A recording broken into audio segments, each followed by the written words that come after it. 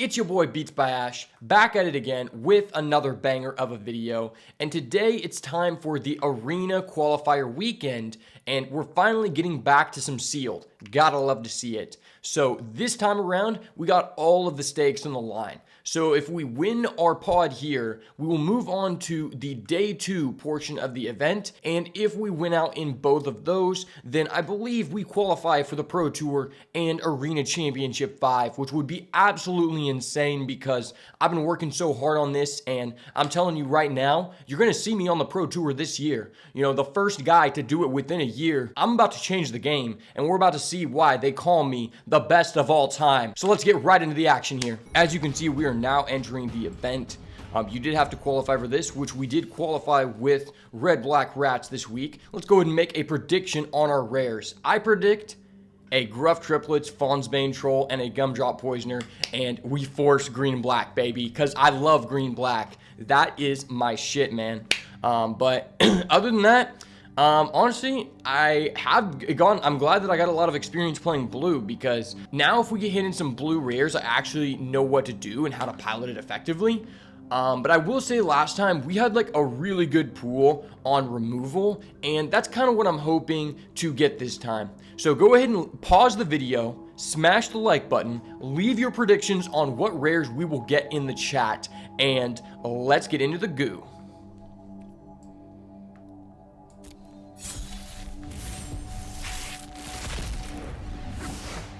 Okay. Oh my god, we have a Gruff Triplets, and we have 2 Regal Bunnycorn. Oh my god, what the fuck? We have a Mosswood Dread Knight, a Gruff Triplets, and 2 Regal Bunnycorn. This is actually insane. What the fuck? I literally predicted it. What the fuck? Bro. Oh my gosh. Okay, so starting off with our rares, we have 2 Regal Bunnycorn. We are going to play those. I have never had 2 Regal Bunnycorn in a draft. This card is absolutely broken. And I'm very confident here that unless our green is just completely botched, we're going to play Gruff Triplets because it's the best card in the set. And we're probably going to play the Mosswood Dread Knight here because he is an infinite value engine that, if worst case scenario, is a 3-2 with trample for 2 mana, which is already above the stat line for this set. I mean, we might even be down to play Virtue of Strength if our pool is strong enough. This draft is looking really good. Let's go ahead and check out our green first, man. I am so excited about this. I called the Gruff Triplets. That means you got to smash the like button, turn post notifications on, and subscribe to the channel so you never miss another banger. And let's go ahead and look at our green pool. I'm going to go ahead and add all the green playables to the pool and just see what we got going on here. We got a Mosswood Dread Knight. We have 2 Root Rider Fawn, a Tough Cookie, 2 Ferocious Werefox, 3 Return the Wilds, Verdant Outrider, Gruff Triplets. We have a Ruby Daring Tracker. Might make it in the deck. Okay, so we have about 11, potentially 12 green playables, depending on how you feel about Territorial Witchstalker, Virtue of Strength, and Ruby Daring Tracker. Okay, now that we've looked at our green, let's go ahead and start off and look at our white. So I believe we had 14 playables for green. We got an Archon's Glory, Frostguard Bridge makes it, Hopeful Vigil, obviously Double Bunnycorn, card is literally broken. I don't really want to play any of these other cards if I don't have to.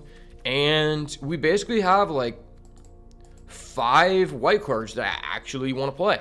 And I don't even really want to play Frostbridge Guard. So looks like I'm probably just going to splash white. Good thing our fixing in green is like pretty decent for sealed anyway. Hopefully we have like a Evolving Wilds or an Edgewall in, and this deck would be crazy. Okay, so white is pretty shallow. Now let's go ahead and look at our black. Okay, so we have 2 Fairy Dream Thief. We have a Hopeless Nightmare. Sellsword probably makes it. Monstrosity, Wicked Visitor, Back for Seconds, Conceited Witch is good. 2 Feed the Cauldron. Stab Wound is really good. Sweet Tooth Witch, for sure. Sweet Tooth Witch is broken. Fell Horseman makes it. Shadow the Oath makes it. Okay, so we have 1, 2, 3. So we have 14 black playables. Okay, so right now our green black is looking like really strong. And I mean, considering we have the Mosswood Dread Knight, that feels pretty damn amazing. Especially what I like about this pool so far is we have a lot of good early game, and typically in a sealed, you're going to be clunky in one area, and it doesn't look like we're going to be having the problem in the early game here, and I don't think we'll have a problem in the late game if we end up playing green with Gruff Triplets. So that's pretty good. Well, let's go ahead and compare that to our red. Okay, so we have a Emberbath Veteran, Spear Guard, 2 Grand Ballgast, 2 Rat Catcher Trainee, Witch's Mark, 2 Flick a Coin. Damn, that's really nice. Frantic Firebolt, Grabby Giant, Witchstalker Frenzy, 2 Head Hunter. Damn, our red pool is like pretty good.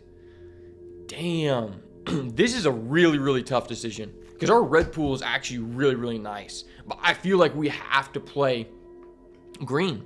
I feel like we have to play the Gruff Triplets. Like, it's just the most unfair card in the set. But it's so hard when you have like multiple Flick a Coin. Maybe our lands are just crazy. Alright, our lands have to be crazy because this red pool is stacked.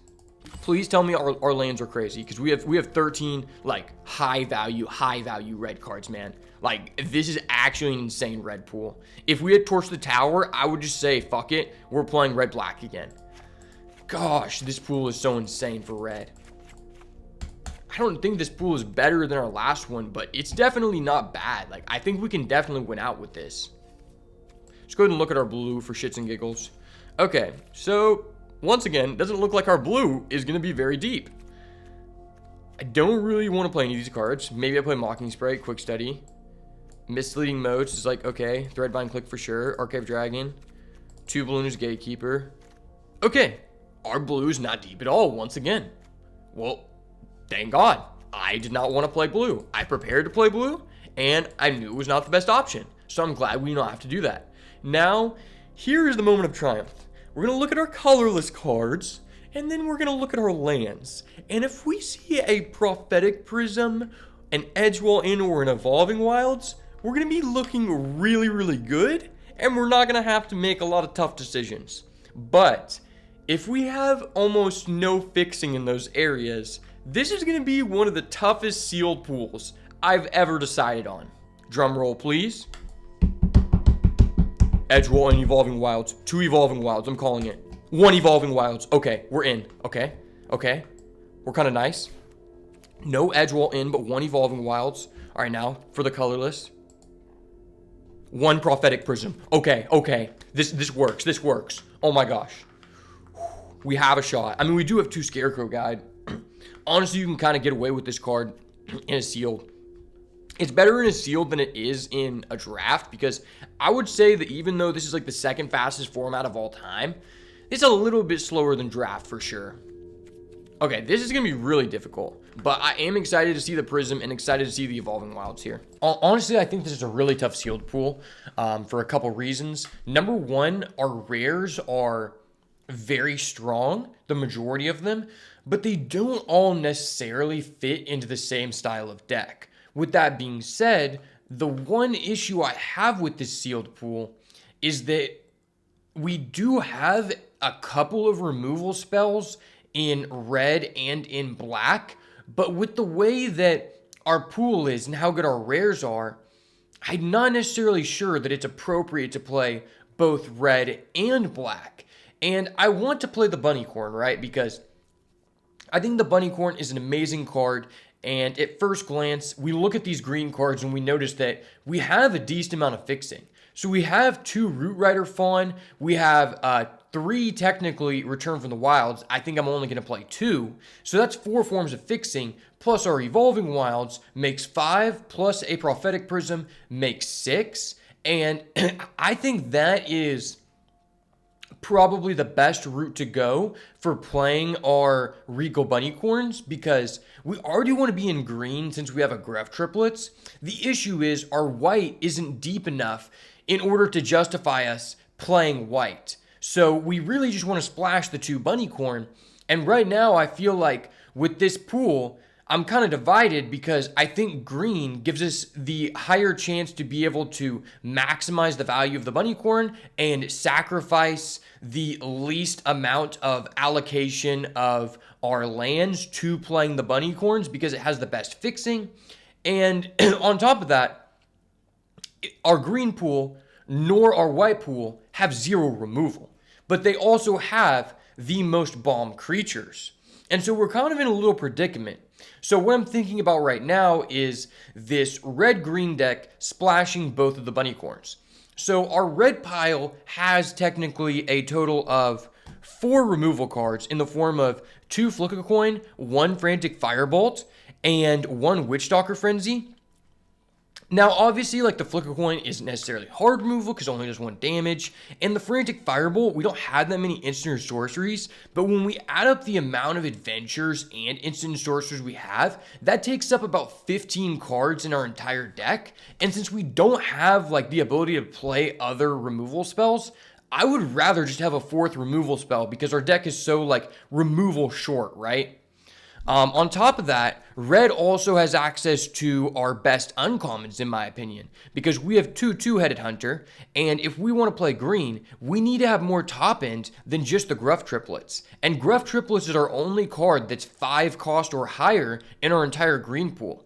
And so I think it makes sense that we want to play red here because two-headed hunter is just a solid card. Having 2 copies is very nice. And also, we have 2 copies of Ratcatcher Trainee, which is a very good card with the Bunnycorn because it allows us to create 3 bodies with 1 card. On top of that, I highly value Flick a Coin, especially in Sealed, because I think people really want to play aggro.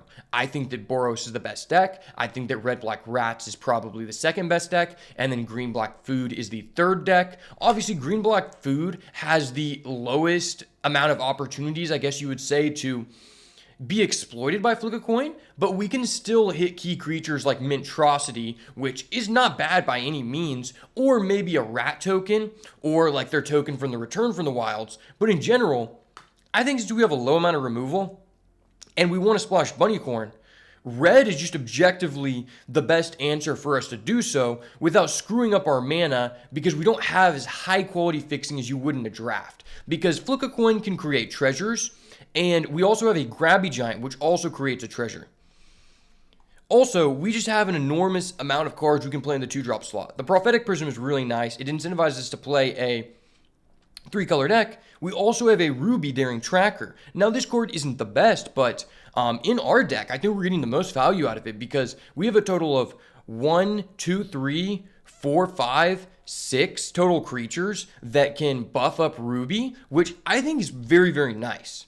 Now, on top of that, we also have a copy of Territorial Witchstalker, which in draft, I don't think this card is the best by any means, but it works very well in this kind of deck because it has the same benefit as Ruby, and a lot of people, from what I've seen in these sealeds, are the best decks are playing a red aggressive variant that has multiple copies of Torch the Tower. Territorial Witchstalker does not get hit by Torch the Tower, and ultimately with this deck, we want to delay the game so we can put out our Gruff triplets, and Gruff triplets in theory is probably more powerful in sealed than it is in draft because I would argue that you are less likely to get 7 or 8 removal spells in a sealed than you are in a draft. Now, obviously, there's going to be some high rollers there, but in general, the Gruff triplets is going to be more difficult to remove, and I think a lot of people, because of the way that the sealed meta is, are kind of persuaded more so against playing blue than you would be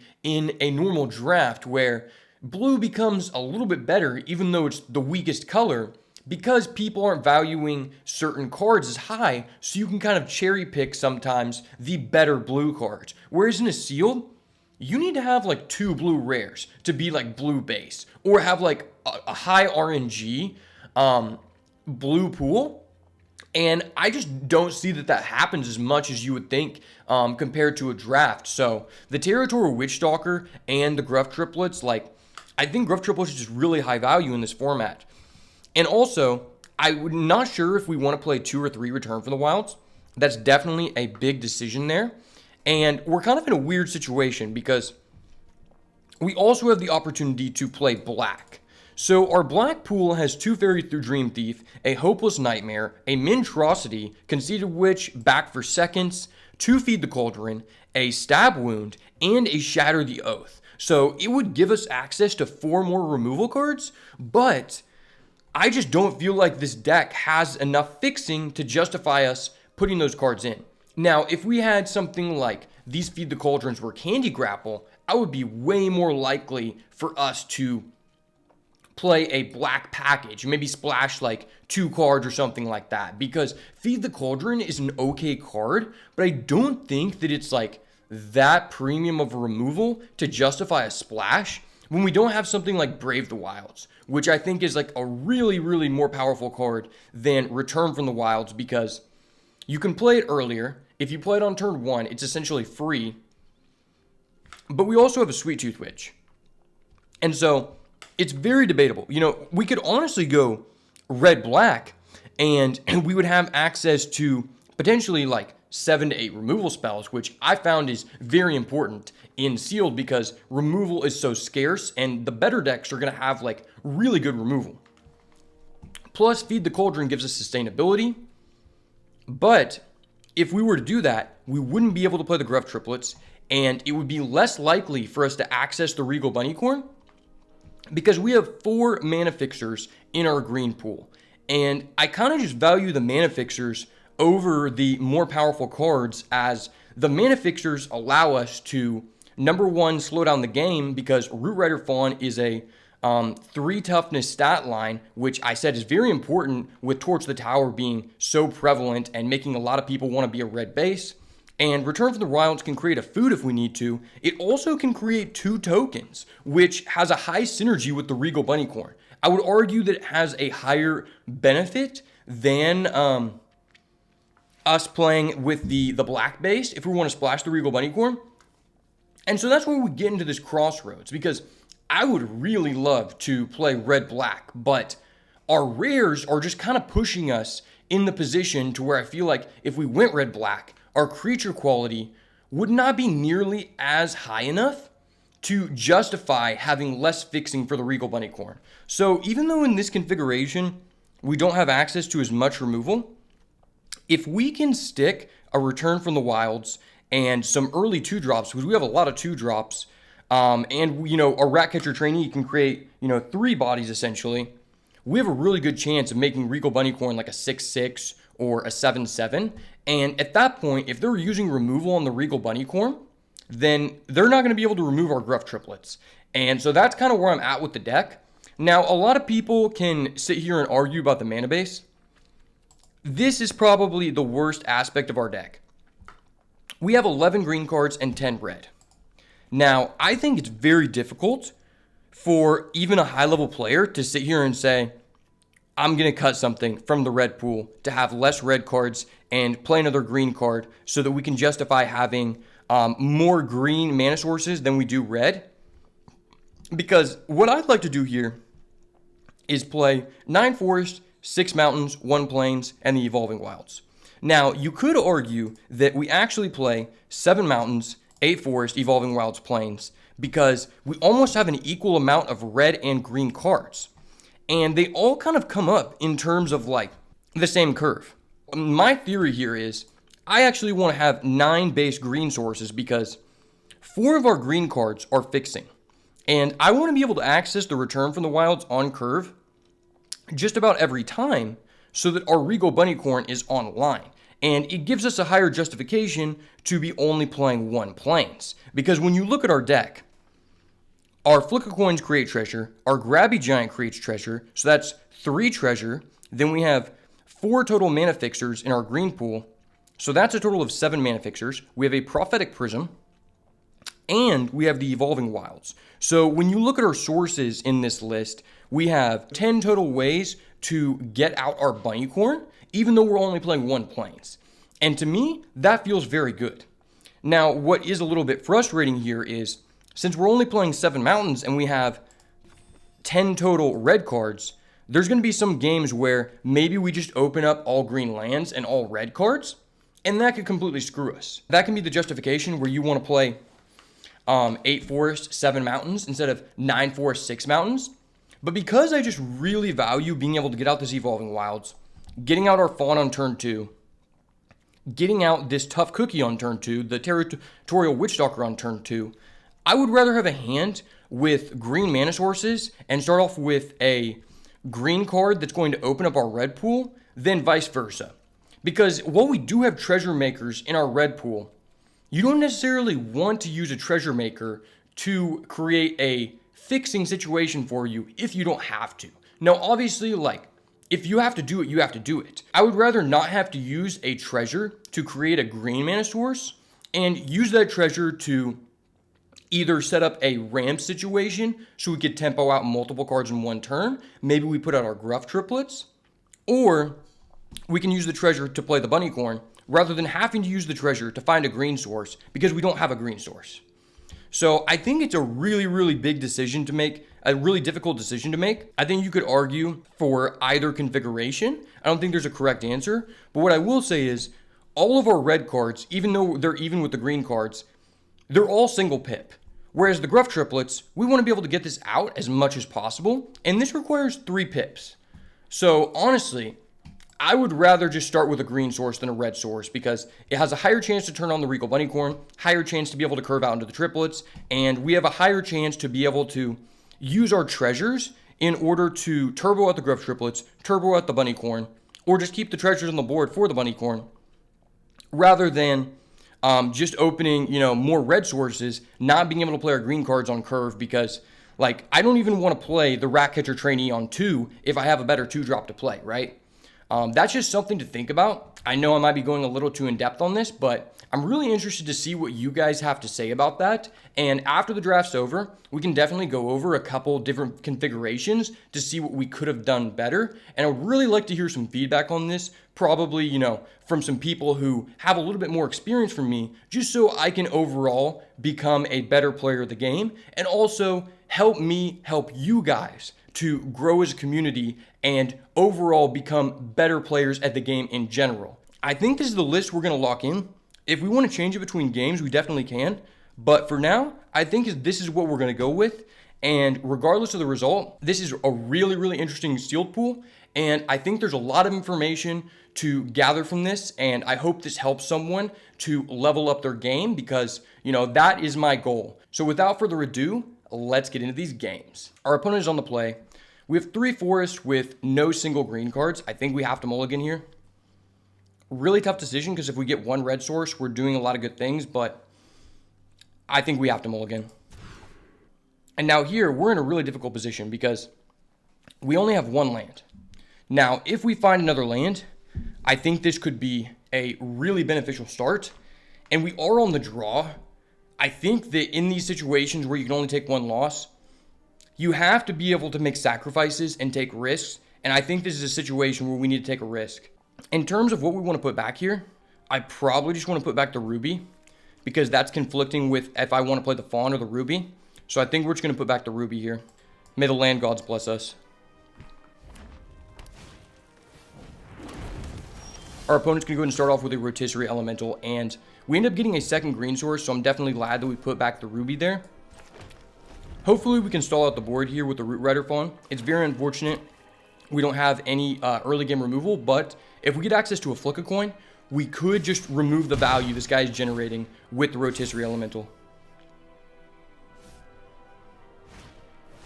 And it turbos into a Grand Ball Guest. That is not good for us. So if he's not able to play 2 creatures this turn, we're going to be able to block his Grand Ball Desk and mitigate him attacking. He's only going to get in with the Rotisserie Elemental. But it's not looking good for us. Our opponent is playing red-black, so he's going with a more aggressive deck. Being on the draw against an aggressive deck like this with a slow start is not good. And he has to feed the Cauldron. Not what you like to see here.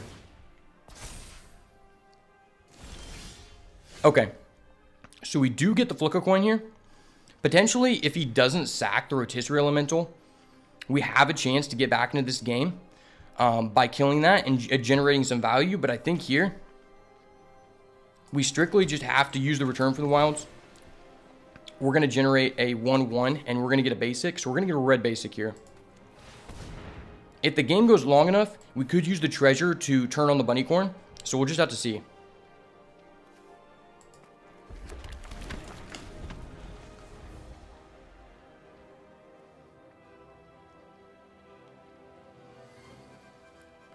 Pretty bad for us that our opponent had that feed the Cauldron on curve. Here, I think I just want to take the damage. I don't think it's worth it to chump. And if he sacks the Rotisserie Elemental, that is not going to be good for us. Yeah, and he's going to go ahead and do that and get 3 cards. Okay. So we ended up getting 3 lands. So not that big of a deal for us, but we're definitely behind here, and our opponent just turned on his third color. We may not be able to pull this game out, but we're gathering information from this game for the next game. And our opponent has a Totentaz, okay? So we're always playing this mountain here. Very difficult situation. I mean, technically, we could use this Frantic Firebolt to kill his Totentaz. If we do that, we have 2 mana available. With our 2 mana, we could instant in the Werefox on his attack if he can't develop 2 permanents, and that wouldn't be bad at all. I'm not sure if we want to kill this during our turn or his turn, because if we kill it here, he's going to be able to make a 1-1 either way. But if we do it during his turn, that's going to go ahead and turn online his Grand Ball Guest to be able to go in for 3. I think I just want to go ahead and tempo this out. Might be a mistake, but we're going to go ahead and do it.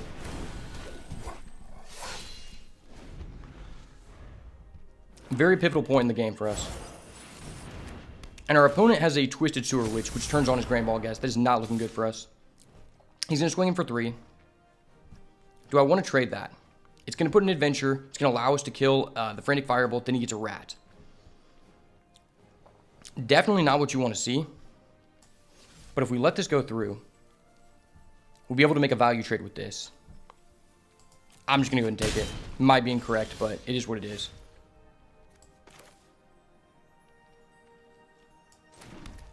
Six total mana here. Flick a coin can kill one of his rats. This can kill Totentaz. This trades.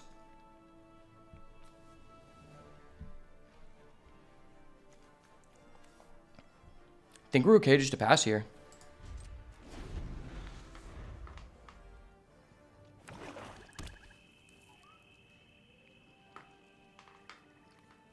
It's not looking good for us that our opponent was able to go ahead and curve out to 1, 2, 3, 4, 5.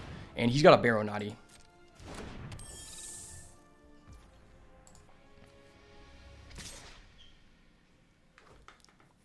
He's just going to attack with the Sewer Witch.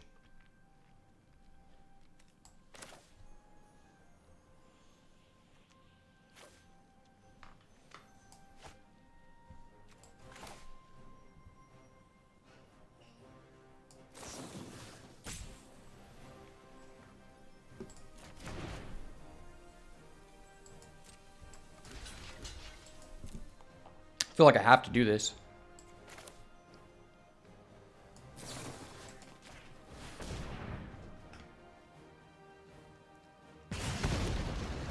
Let's go ahead and kill a Swarm Viper. He's going to get a rat, sure. But we're stopping him from getting a second rat. He's going to go ahead and end turn. We're going to flick a coin on his rat.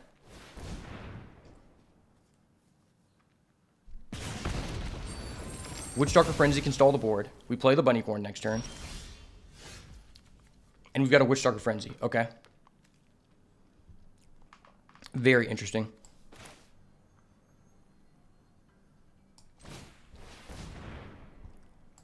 I'm always playing the Territorial Witchstalker here.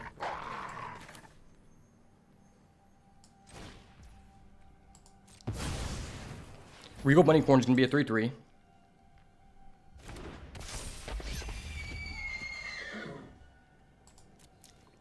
And now we're just betting that he doesn't end up having a removal here. If he draws a land, that'd be really good for us. Technically, our Gruff Triplets is online. That'd probably be the best top deck for us. So he's going to swing with everybody.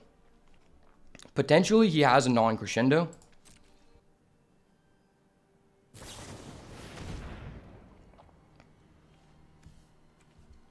So you can go ahead and bolt our Witchstalker.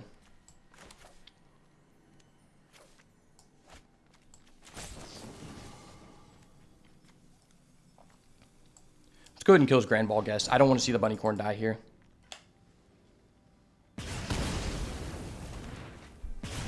And then we're going to take 1. Gruff Triplets on the top. Gruff Triplets on the top. That is not looking good for us. I need to progress the game. So we're going to go in with our 1.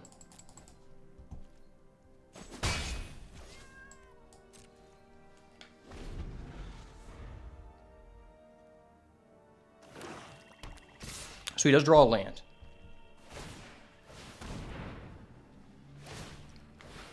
He is clocking us with the Baronati.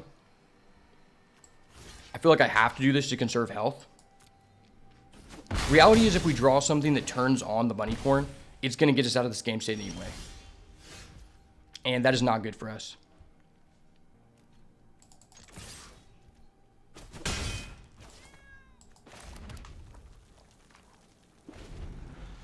Very unfortunate circumstances for us here.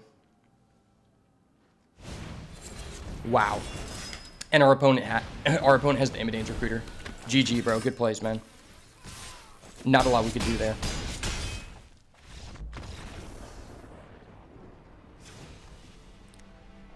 Immidane's Recruiter is just so good, man. Is there anything we want to board in? 3 Bowls of Porridge is kind of okay, but it's just too slow.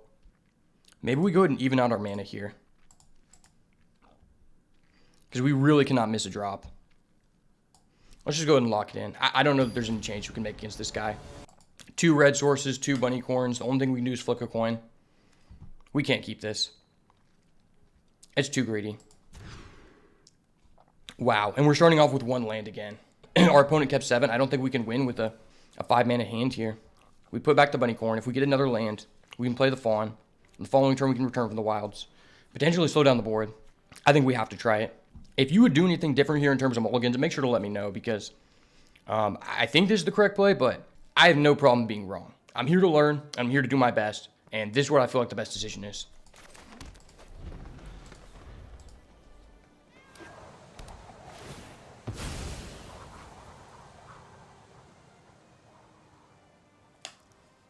Land off the top, please. No. Oh, my God. This is not good.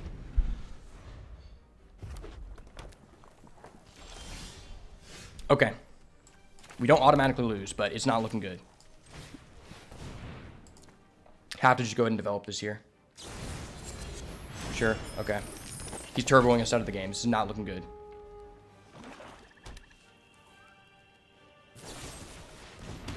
Not good for us, man. Okay, we got to land. We're still in the game, thank God. If we return from the wilds, we will get another green source. If we're going to play this, this is the only turn we're going to be able to do it. I think we have to do this. Like, we already missed a land drop.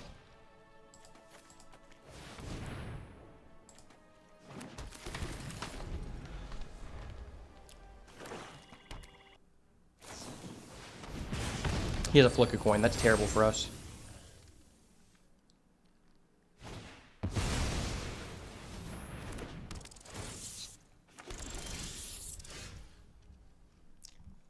Aha, now we have the flick a coin value. Okay.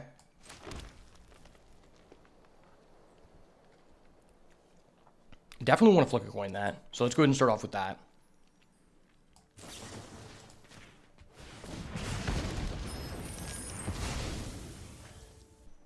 I think we just have to play for value here.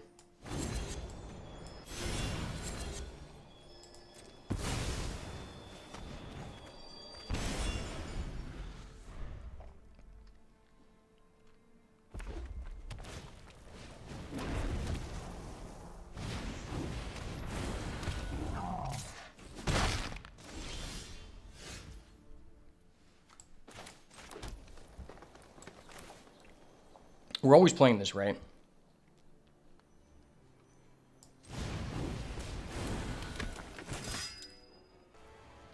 Now, it could be correct just to play this.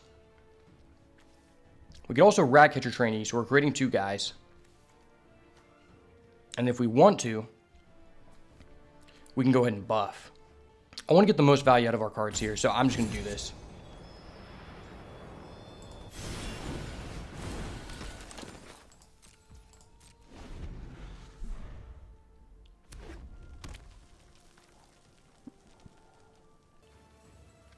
Our Gruff Triplets is online, so if we top deck that, we're in a good position. Hopefully he doesn't have an Immidane's Recruiter.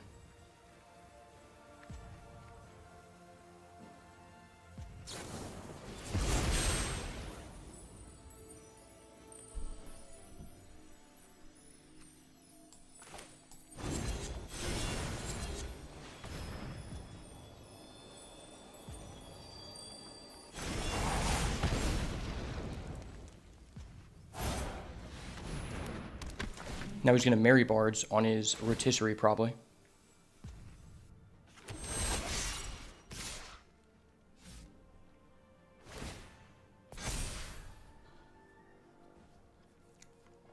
I don't think we double block. I do not think that's correct.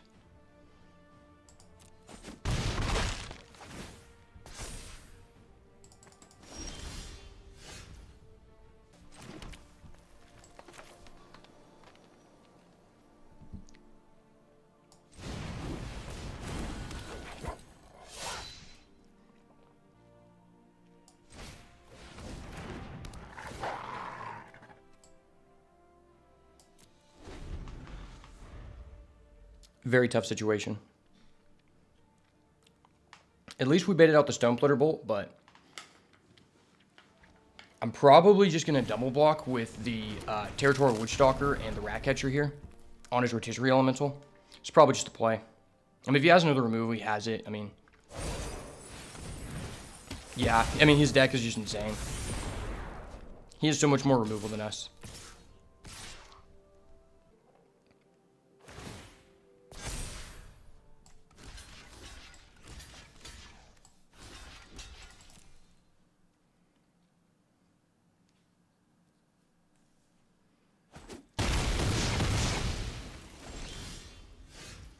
Okay, that's not terrible. Pretend we can play that.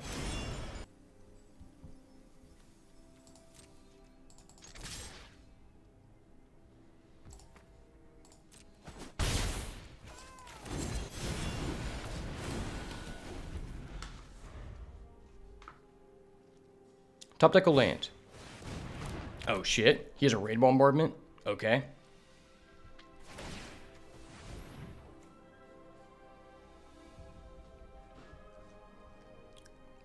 He's clocking us.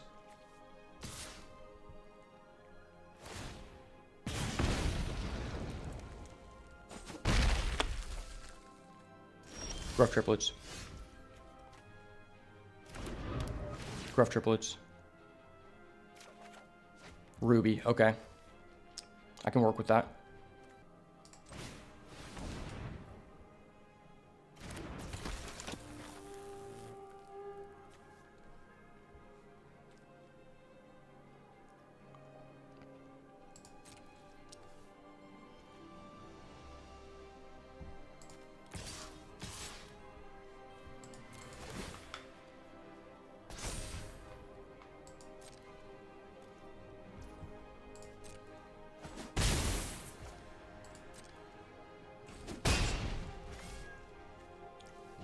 This blocks this. He can hit us for 4.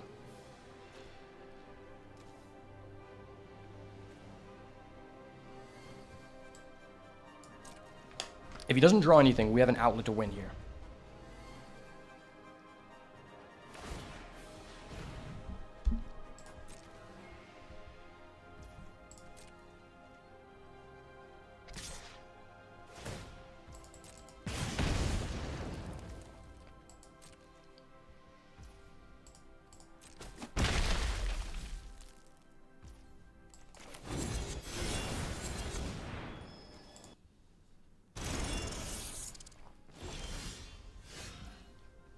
Okay, that's not good. Next turn he can hit us for 3.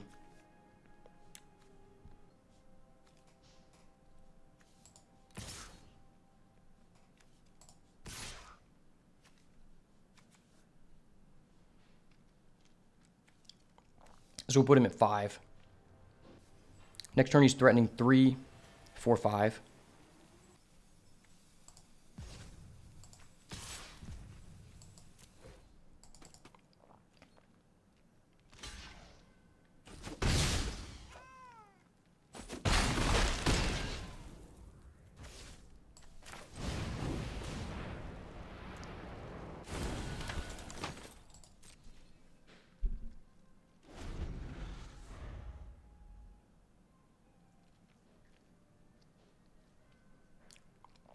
If he draws dead again, we have a chance to win.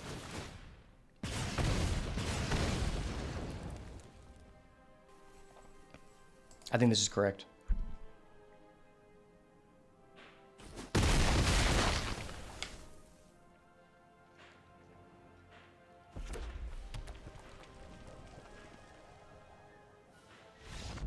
Oh my gosh, that was close. That was a nail biter. First game, and it's already down to the wire.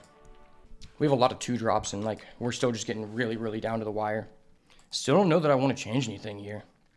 Frantic Firebolt is a bit slow, but like we just don't have that much removal at all. We're on the draw. Frantic Firebolt is a little less valuable. I think we're just going to leave it as is. Please do not get mana screwed for the one time.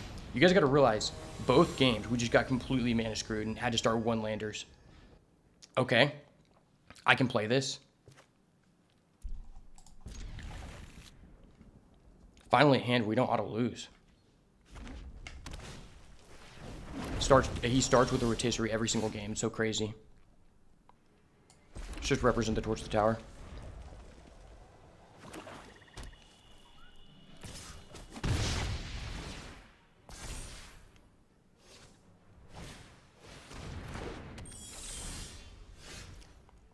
That is a Root Rider Fawn.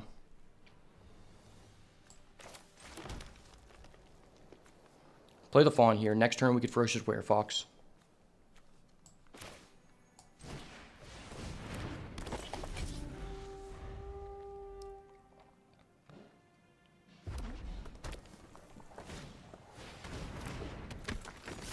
Well, that's not good.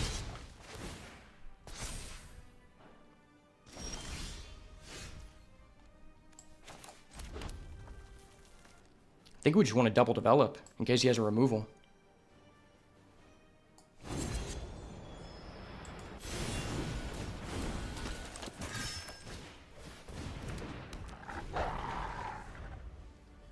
It's going to come down to the wire again.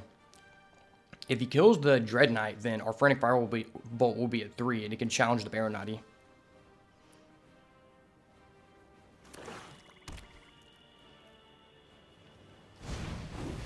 Wow. He's just dropping down the Recruiter here. If we do this, we'll go to 9. But we'll have up 2 sticks that can protect us. And our Frantic Firebolt will be online. I mean, he has 1 mana. He played a land for turn.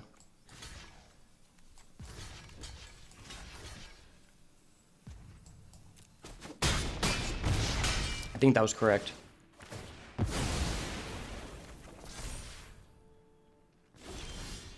Yeah, he's not going to sack. He's scared.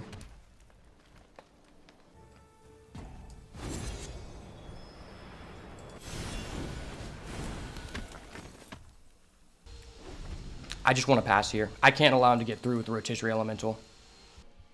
Okay. Sorry about that. I had to turn off the vacuum. I mean, yeah, that's fine. Sure.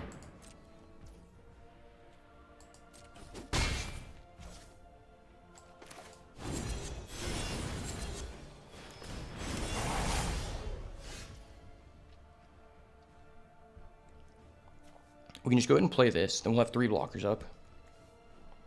I like that.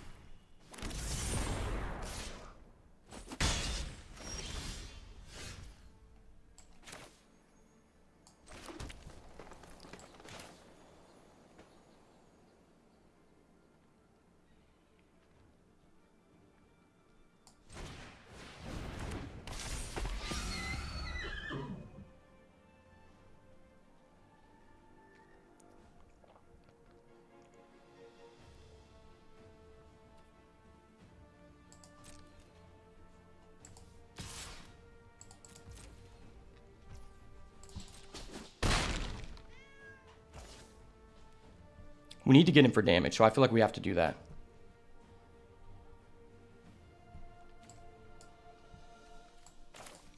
Let's just go ahead and play this. That way, in case he removes the Bunnycorn, we can still double block the Rotisserie. Really close situation. I think it's going to come down to if he can use the Rotisserie effect.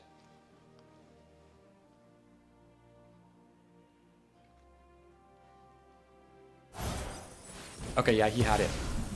Well, now we can double block the Rotisserie if we need to. I mean, I don't care if he draws cards, low key. We're at 5 here. I can kill his Baronati.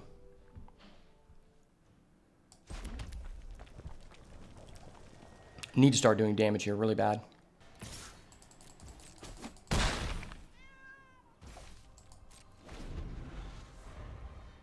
This is going to come down to the wire. I think he might have it. Wow, he has another Sewer Witch. That's disgusting.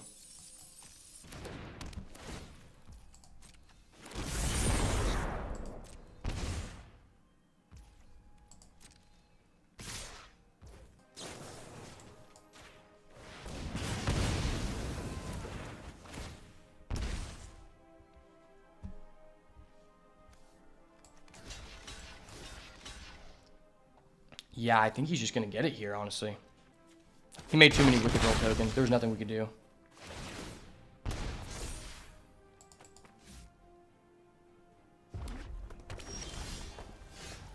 And we draw a land. That's just going to be GG. There's nothing we could do. If we didn't attack with this, I guess we could get one more turn, but even then, his Cursed Roll tokens were just going to kill us. He just had 2 Twisted Sewer Witch, which, you know, just put a roll token on everybody and just burned me so much. First game didn't go so well. I feel like it was a, you know, contribution between being mana screwed and also just like our opponent having an insane aggro deck, which matched up really well going into our deck since they got to start on the play. We didn't do too bad in the second game, but this deck is very interesting. It's very difficult to play with minimal removal cards when everyone else is just curving out and has like super premium removal. Like, you know, our opponent basically went 1, 2, 3, 4, 5. In the game we actually won, we ended up missing a land drop for a turn. So that's kind of crazy, but it definitely hurts like missing land drops. I feel like we could have offset some of that if we would have gotten access to our Gruff triplets, which we have yet to see. But, I mean, I still have faith in the deck, you know.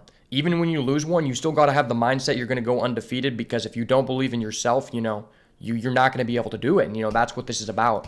Ultimately, I think our deck is fine. I don't really want to change anything. I mean, like I said, it can be arguable if you want to play 7 Mountains, 8 Forest, or if you want to play 9-6.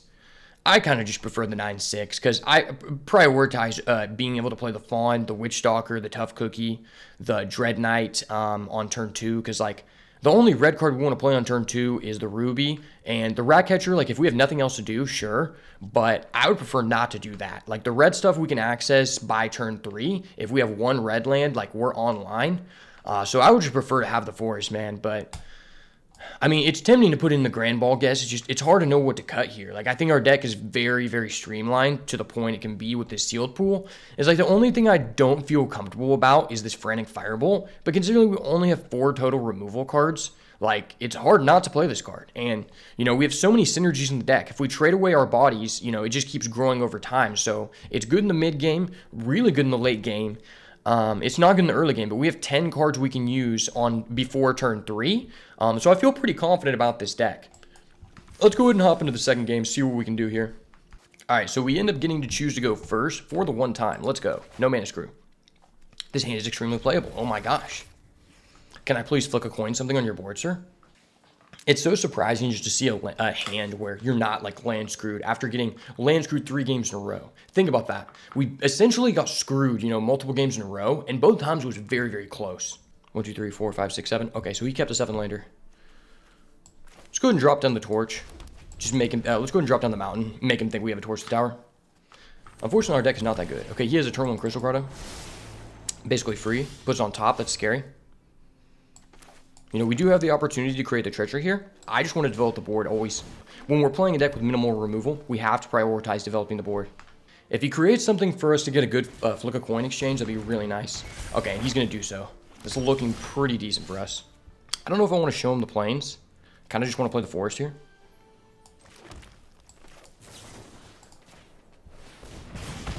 There we go. Okay. Flick a coin value, baby.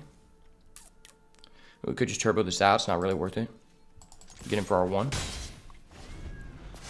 Now, we've got 1 instant in the grave. So if he plays a creature here, we can go ahead and remove it so that he doesn't get value off the Welcome Sweet Tooth, which is probably going to be the play. Good thing we didn't cut the Frantic Firebolt because it's probably going to come up here. So it looks like he's playing green-white so far. Probably splashing. I mean, you typically have to splash and sealed, especially when you're playing green. There's a large incentive to just play all your rares. Put out the Woodland Alkalite. I mean, that's a good exchange of value for him. Okay. Man, I don't really want this to become a 4-4, so I feel like I have to do this.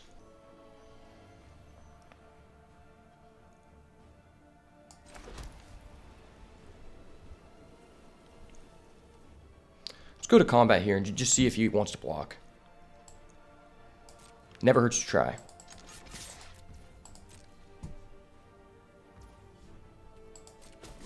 It's not going to be that easy, I guess.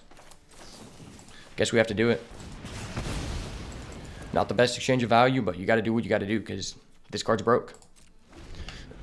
If we didn't do that there, I don't know if we were going to be able to remove his body. If he's got like a Sir Armon or something, this is not going to be good. Okay, he's having to play the Red 2 Genealogist, which is not bad for us by any means. We're going to have 7 mana next turn. It's not terrible. Okay, sure.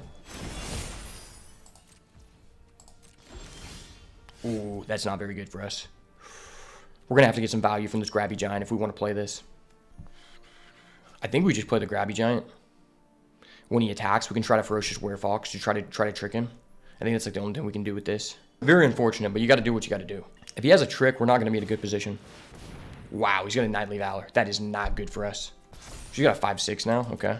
So this is 5. We can make it 6. We keep the Fawn. We trade with the Grabby Giant. I mean, I feel like we have to do that. Full control.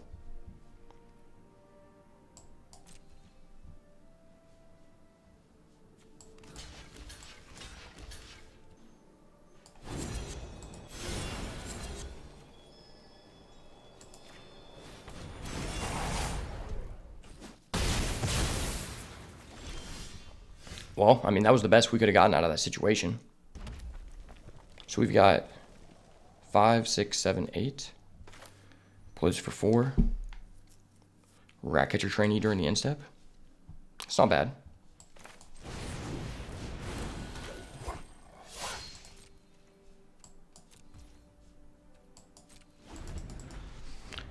There was an argument to get in for 2, but I just kind of want to leave up the treasure in case it comes up. Because the treasure could give us another card to buff up our Regal Bunnycorn, which we have 2 of. And it's looking like that's probably going to come up because this is a game of resources, and our opponent has a lot more resources than us in hand, most likely. Sure. It's completely fine with me.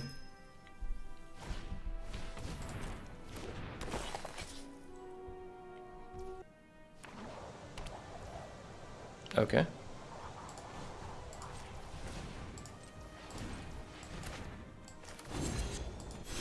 Can't be auto-tapping out here with the treasure, man. Just can't do it. Okay, another one. And another one. Okay. If we attack with this, you have to go with both. I mean, we kind of just want to trade away the board. Trading a Ferocious Werefox for a Knight is like not good by any means.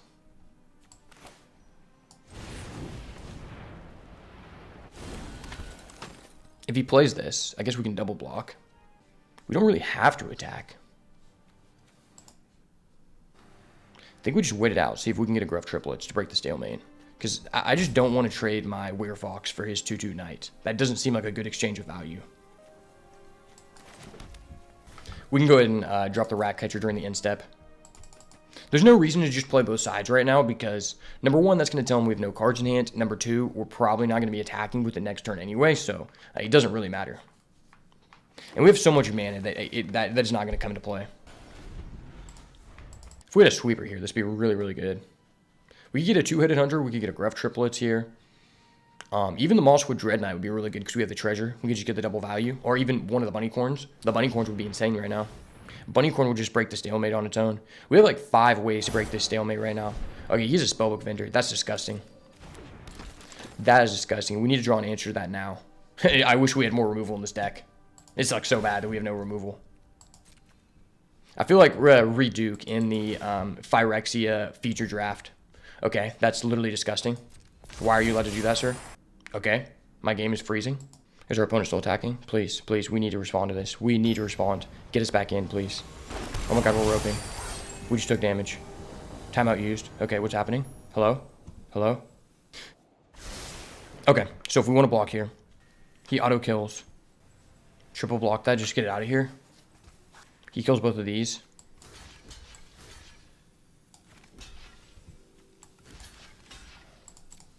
I mean, if he has a blowout, but we need to break the stalemate here. That's just going to give him way too much value. It's unfortunate we ended up getting booted out of the client, but what can you do? Spaghetti code, man.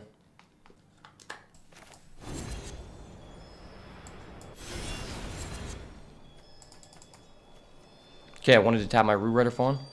And Bunny Corn Gruff triplets are bust. If this guy's a combat trick, he just blows us out. Wow. Disgusting. I mean, what can you do? And we draw another land. That sucks so bad.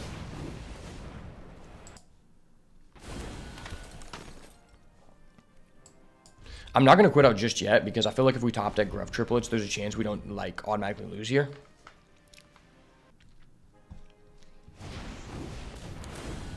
If we lose this event and we don't even see our Gruff triplets one time, I'm going to be so dissatisfied.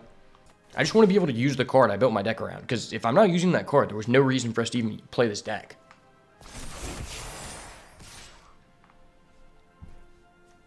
Okay, we're taking 9. We go to 11. Sure. I feel like you just attack with everybody.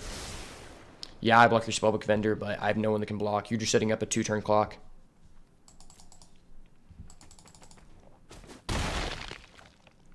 Gruff triplets off the top.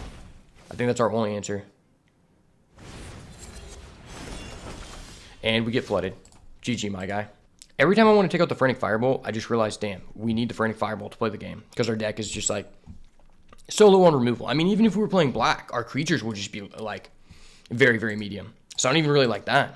Maybe I'm just coping on the Gruff triplets. But, I mean, this is an auto win. It's like, we could just be red-black, splash the Bunnycorns. And then we get to play the Totentaz. But, like, realistically, I don't think that's good. Like, I really just want to force red-black because we don't have that much removal, but I feel like we have to go with this composition because Gruff triplets is just too unfair. And it gives us the highest chance to be able to access our Bunnycorn. Super excited to see what everybody says about me going with this composition. If you think red-black, splashing the 2 Bunnycorn is just better, I would be astounded because I think Gruff triplets is just too powerful of a card. I mean, we haven't seen it yet, but I mean, we also have a Tough Cookie in our green, too, Ferocious Werefox, which is really strong. We're being able to play the Ruby Gold card. It gives us the highest chance to not get land screwed. I mean, I think it gives us the highest chance to play the game. 5-lander. Oh, my God. You hate to see it.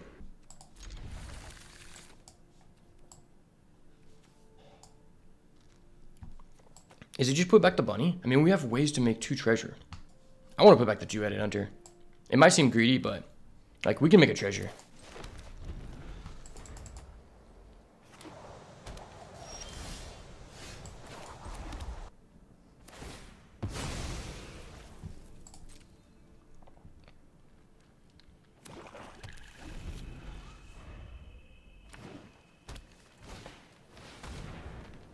Okay. Giving us some flick a coin value.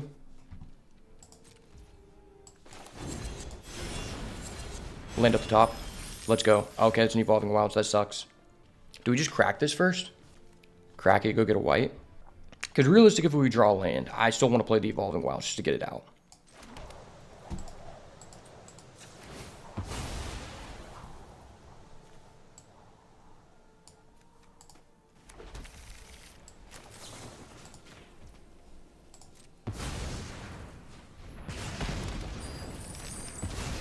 Root Rider Fawn isn't terrible. We're not in a terrible position. We have a chance to win. Crystal Grotto, it's not good for us. 1 top. Okay, you hate to see it. 2-headed hunter? Okay. I mean, he made another flick a coin target.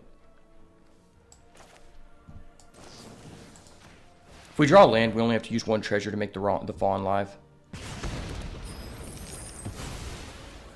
Yes, sir. I'm doing it. I want to develop this as soon as possible. Not a great position for us, but 2 flick a coin is keeping us in the game. Ooh, do not like that.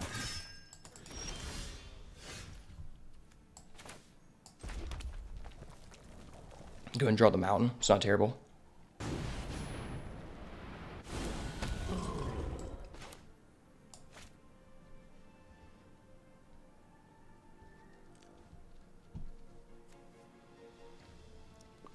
If we turbo this out, it's a 3-3. How big is the difference between a 3-3 and a 4-4? I mean, pretty big. We can make a block on this, and if he has something to respond, we can still use our two-headed hunter. And if we really want to, we can frantic fireball during his instep. I'm going to be greedy. I think we have to be greedy here.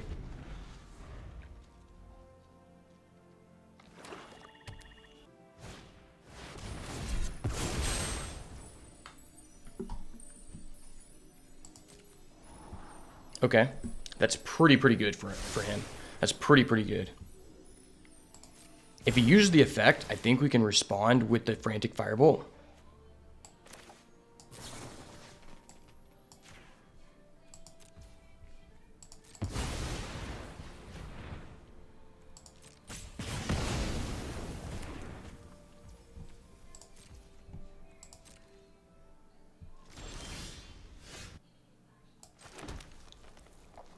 Three, four, five, six, seven.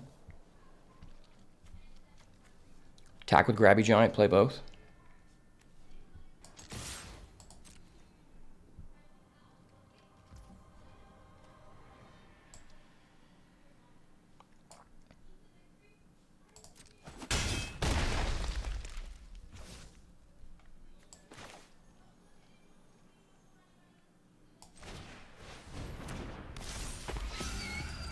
I'm playing the bunny corn. This way, if he attacks, we can do Edit Hunter. If he doesn't attack, end step, we go Grabby Giant, sack a land. Because we have the fawn, so even if we get rid of a land, if we get Gruff Triplets, it's online, and that just buffs our bunny corn to a 6/6. Sure.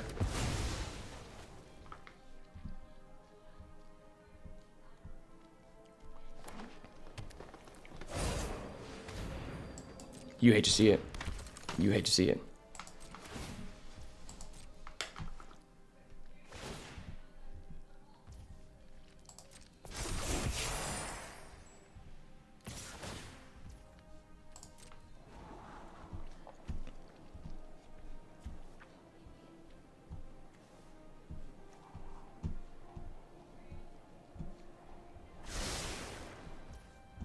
One top, not good.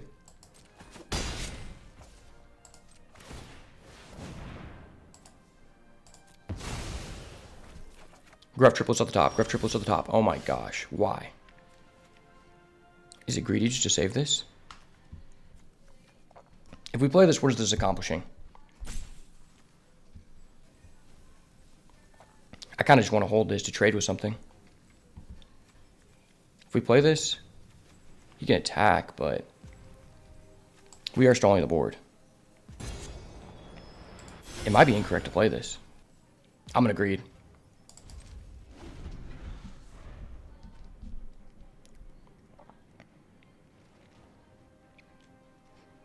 I feel like we have to greed. Like, I really just want to use my Grabby Giant effect again.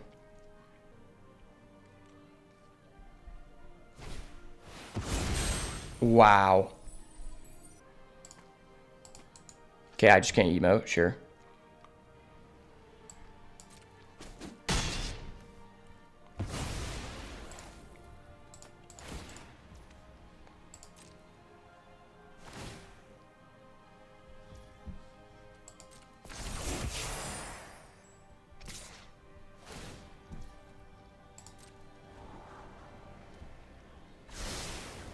One bottom, that's good for us.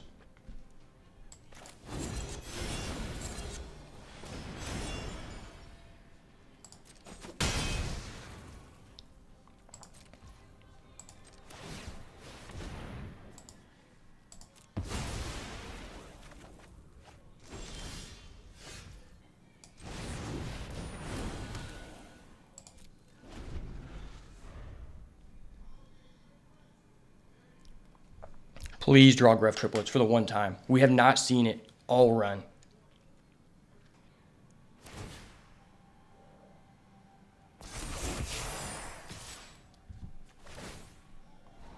Bottom, bottom, bottom, please. Yes, okay, we have a chance. He's baiting me. We don't have a chance. His deck's just insane.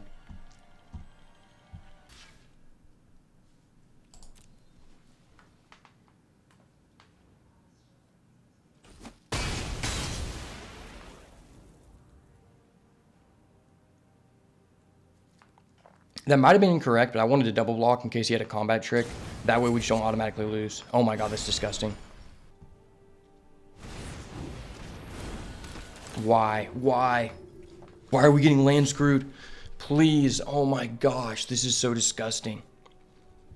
We're literally going to lose this event, not because of our deck. It didn't matter what deck we played. We're just getting flooded every single game.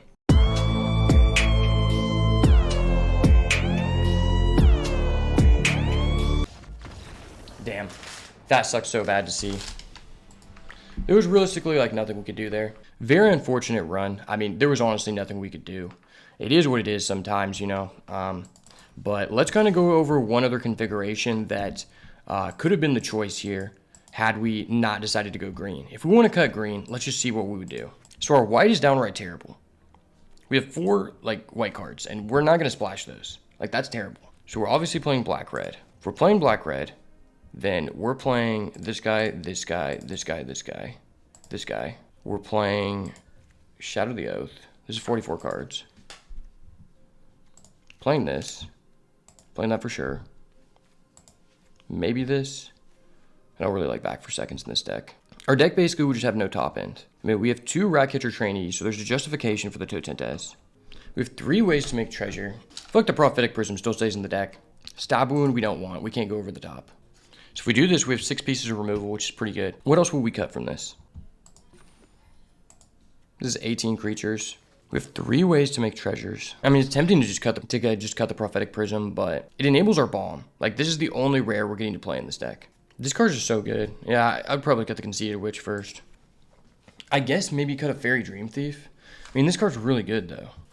Like, we don't want to miss our land drops. And Grabby Giant makes a treasure for the Regal Bunnycorn, so I'm not cutting that. Yeah, I guess we just cut a Fairy Dream Thief, and this is the deck that we would have played. Yeah, I mean, maybe this was just a little bit better. I might have just over-evaluated having the 1 Gruff Triplets. I mean, we didn't get to see it the entire run, but this is probably the only other list that I would think about going. If you guys think you would do anything differently, make sure to let me know down below in the comments. Maybe this was the correct configuration, or maybe the one we had was just fine, and we just got a little bit of unlucky variance. Either way, this is a great learning experience. I hope you guys gained something from this video. If you got this far in the video, thank you so much for watching, and as always, if it's not the goo, it's got to go. Peace.